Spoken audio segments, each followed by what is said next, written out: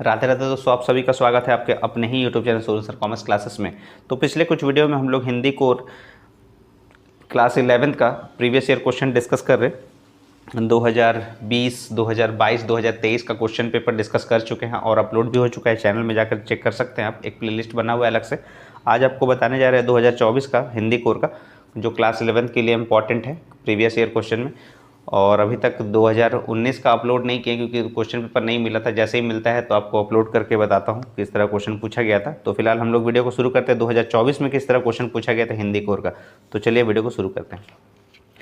तो खंड क में आपको हमेशा जो है अपठित बोध दिया रहता है। एक आपको गद्यांश पढ़ना रहता है और ध्यान से आपको 1 से लेकर 4 तक आपको सही उत्तर देना पड़ता है। तो जैसे आपको लिखा गया है कि जैसे दूसरों के दुख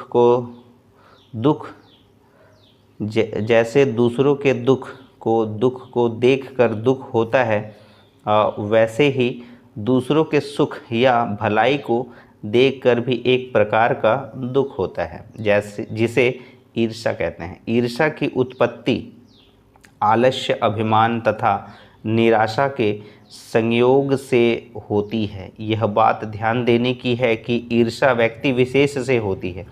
ऐसा नहीं होता कि किसी को ऐश्वर्य, गुण या आन से संपन्न देखा उसी से ईर्ष्या हो गई। ईर्ष्या उनसे होती है जिनके विषय में यह धारणा होती है कि लोगों की दृष्टि हमारे साथ साथ उन पर भी अवश्य पड़ेगी या पड़ती होगी।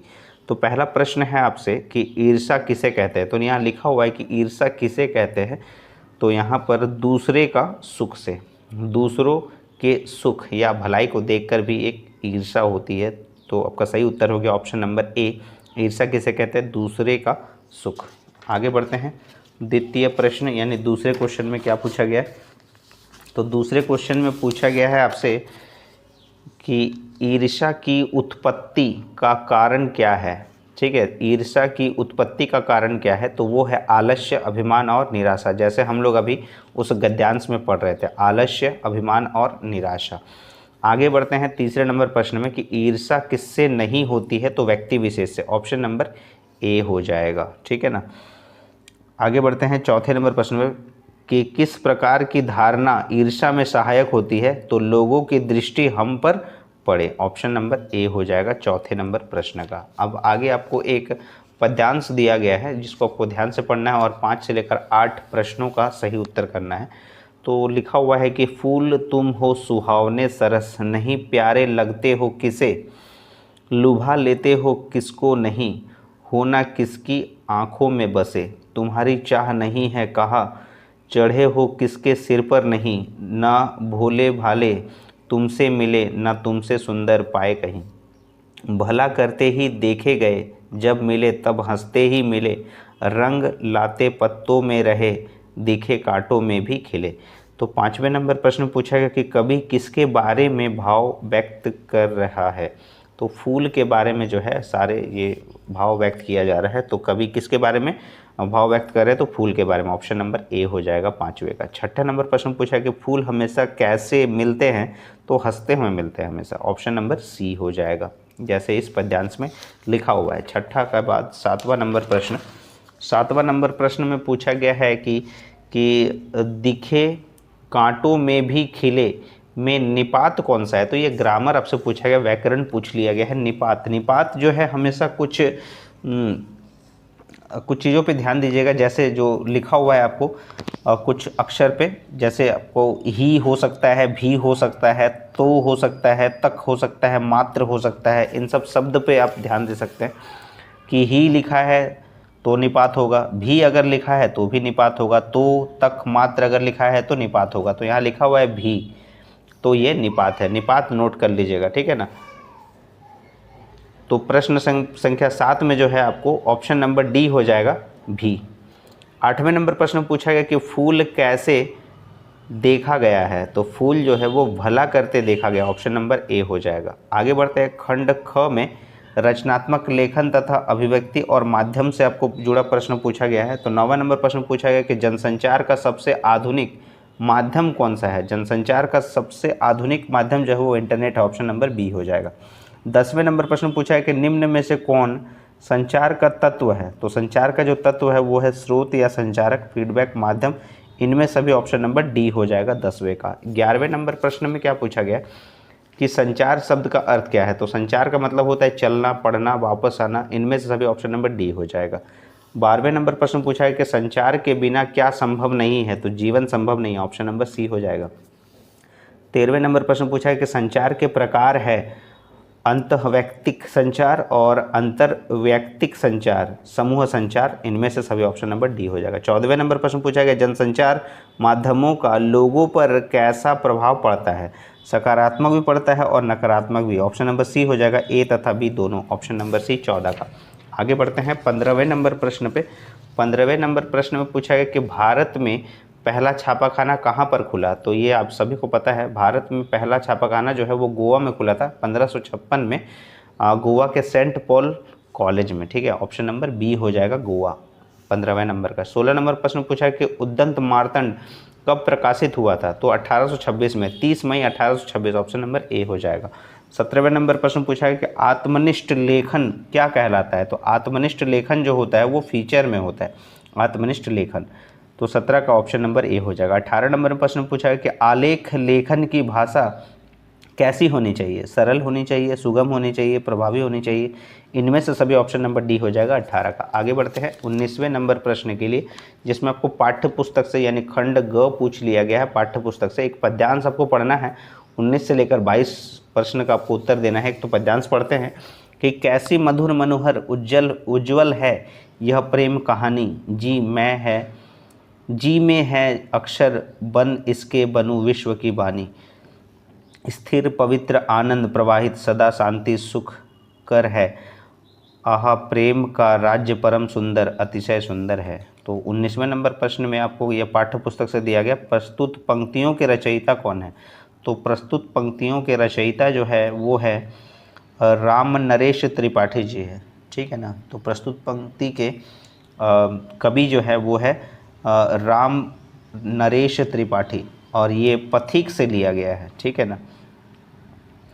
तो आगे बढ़ते हैं, ये पथिक काव्यखंड से लिया गया है, यानी पथिक कविता से लिया गया है। आगे बढ़ते हैं 20वें नंबर में, प्रेम कहानी कैसी है, तो प्रेम कहानी यहाँ बताया गया है मधुर है, मनोहर है, उज्जवल है, तो ये ऑप्शन नंबर ए हो जाएगा 20 का। आगे बढ़ते हैं 21वें नंबर प्रश्न में।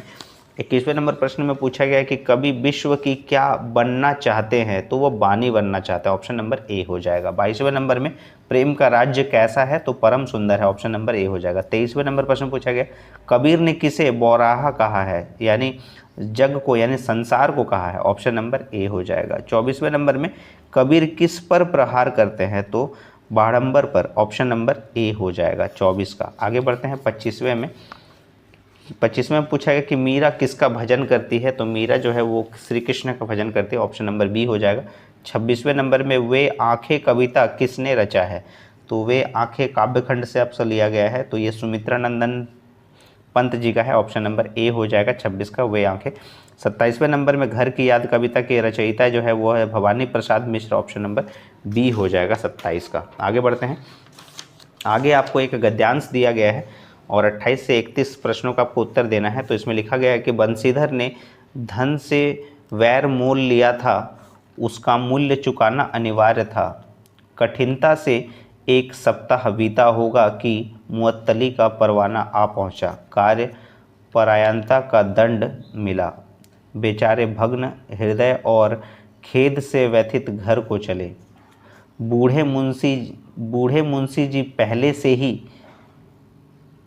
कूड़ बूढ़ा रहे थे कि चलते चलते इस लड़के को समझाया था, लेकिन इसने एक ना सुनी, सब मनमानी करता है, हम तो कलवार और कसाई के तगादे सहे, बुढ़ापे में भगत बनकर बैठे और वहाँ बस वही सूखी तनख्वाह, हमने भी तो नौकरी की है और हम कोई ओहदेदार नहीं थे, लेकिन काम किया दिल खोल कर किया और आप ईमानदार बनने चले हैं। 28वें नंबर में बंसीधर ने किससे बैर मोल लिया था, तो यहाँ लिखा हुआ है धन से, ऑप्शन नंबर ए हो जाएगा 28 का। आगे बढ़ते हैं 29वें नंबर प्रश्न में कि मुअत्तली का परवाना कितने दिन बाद आ पहुँचा, तो जैसे जैसे हम लोग जब पढ़ रहे थे गद्यांश, जो इसमें लिखा हुआ था कि 1 सप्ताह, यानी 1 सप्ताह इसका सही उत्तर हो जाएगा आपका ऑप्शन नंबर बी हो जाएगा 29 का। 30वें नंबर प्रश्न में पूछा गया बूढ़े मुंशी जी ने किसको समझाया था? बंसीधर को, ऑप्शन नंबर ए हो जाएगा। 31वें नंबर में किससे तगादे सहने की बात की गई है?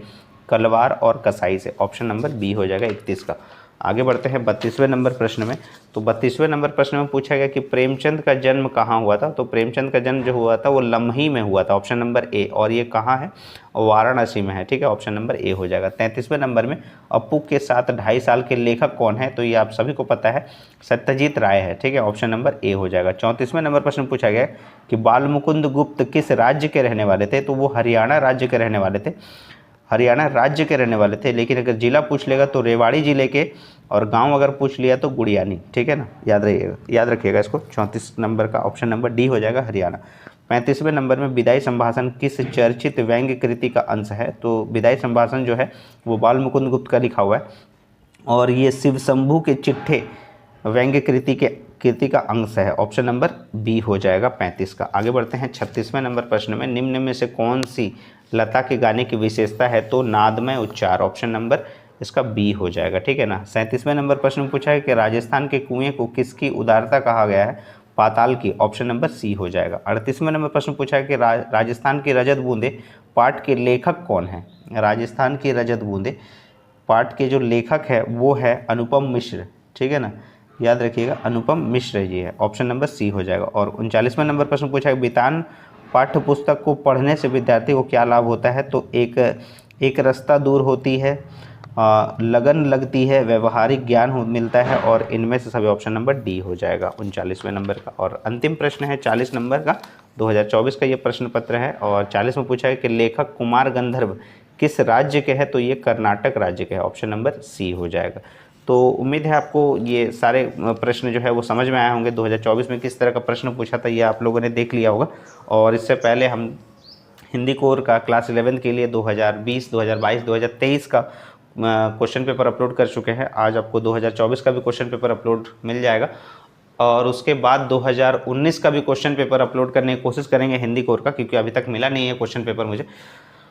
तो जैसे ही मिलता है तो आपको बता देंगे इस तरह का। तो आप लोग सारे जो अभी तक चैनल में अपलोड हुआ है सारे वीडियोस जरूर देखिएगा, चाहे वो कॉमर्शियल अरिथमेटिक सब्जेक्ट का हो, चाहे वो अकाउंटेंसी हो, चाहे वो बीएसटी, इकोनॉमिक्स, ईटीपी, हर एक तरह के सब्जेक्ट, कंप्यूटर साइंस, सारे सब्जेक्ट का आपको प्रीवियस ईयर क्वेश्चन जो है वो अपलोड कर चुके हैं चैनल में, ज़रूर जाके देखिएगा। और इसी तरह से जुड़े रहिएगा सोनसर कॉमर्स क्लासेस के साथ, और आपको नए नए वीडियोस इसी तरह से मिलता रहेगा।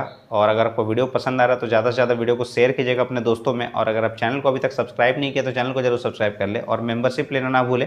मेंबरशिप आप ले सकते हैं सिर्फ 159 में, ताकि आपको प्रीमियम वीडियो मिल सके। तब तक के लिए राधे राधे दोस्तों।